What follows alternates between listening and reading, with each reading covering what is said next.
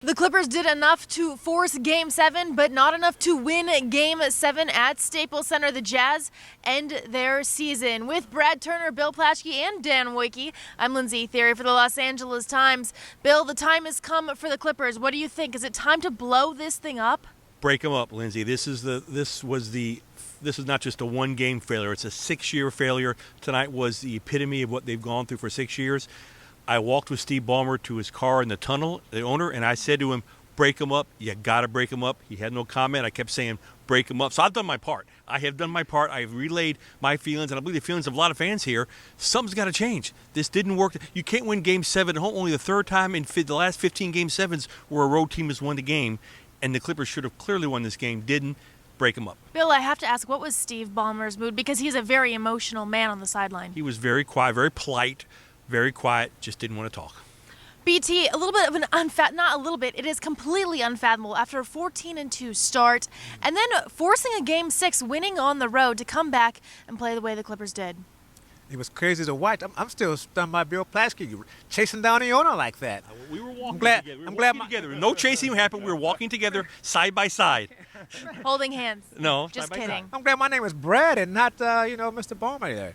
No, look, they did the right thing by winning Game 6. Mm-hmm. They did the wrong thing by playing horrible basketball in Game 7. They had no energy. The effort was poor. Maybe it was Dan Wojcicki coming back that surprised these guys. Made them nervous. But whatever happened, I don't agree with Bill that they do break them up. Because if they do break this team up, then you become the Lakers, perhaps. And will Chris Paul come back to a team that's not very good? Will Doc Rivers want to coach a team that's not very good? Obviously, they stick together.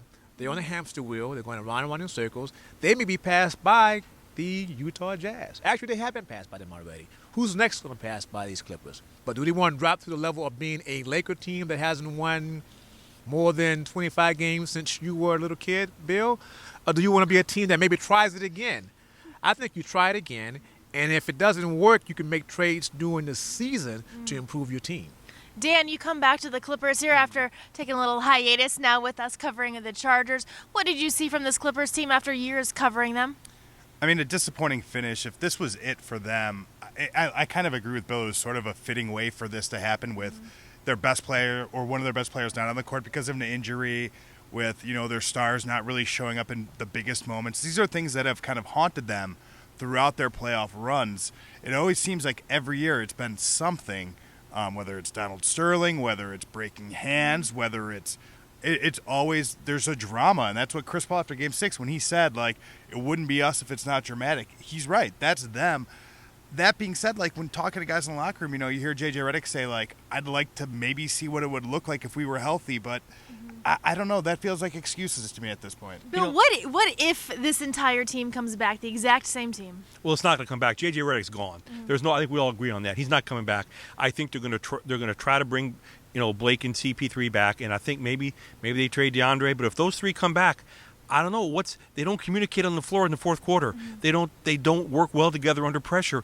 I don't know what they expect. And this is what I wrote for tomorrow's LA Times. This is a definition of insanity, to do the same thing again and again and expect different results. BT, Doc Rivers said he wasn't going to blame Blake Griffin's injury for losing this series. Do you blame that injury for them losing the series? Well, you can't avoid injuries. They happen. And the way it happened really was a freaky thing. So, no, I can't blame Blake for that. I blame the other 14 guys that were here that didn't step into that void and make things happen the way they should have. I do give some credit to Austin Rivers. He was not ready to play, but he tried. Chris Paul, I think, was worn out. But where was J.J. Redick, your buddy? Well, he's our friend, too. I mean, where was he in this series? Yeah. Paul Pierce is past his prime.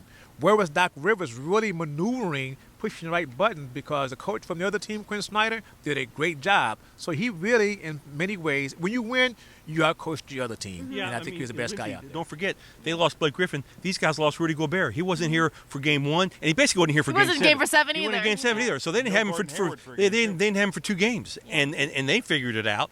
Yeah, why do they bring Paul Pierce out of the mothballs playing more than 20 minutes in a Game 7? That's crazy. Okay, let's not beat up Paul Pierce a little bit too much. 19-year career. This was the final game of his career. Beating him up is more saying that he's just past his prime. That's what they were stuck with, trying to get them over the hump. Let's talk about Paul Pierce. I want to jump in here really quickly on this, and I think this has been kind of a categoric failure on Doc Rivers' part over the years. Has been the failure to develop young players outside of Austin.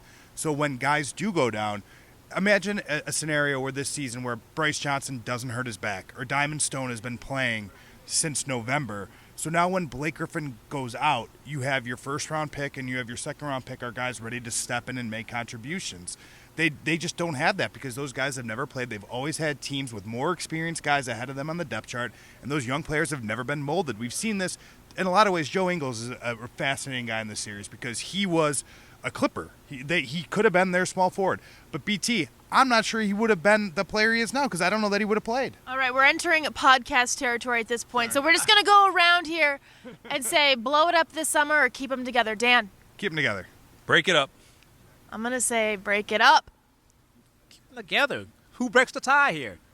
Where's Doc Rivers? Is he around here? Bill Plaschke, our good friend Bill Plaschke. We're all assuming CP3 wants to come back to this mess, and who knows if Doc wants to come back to this mess. Maybe it's going to be broken up for them. One thing that is very certain, BT, we're done, is that we're all coming back to this mess. We'll be here next season if we're going to still call it a mess. All right, with Dan, Bill, and BT, I'm Lindsay for the LA Times.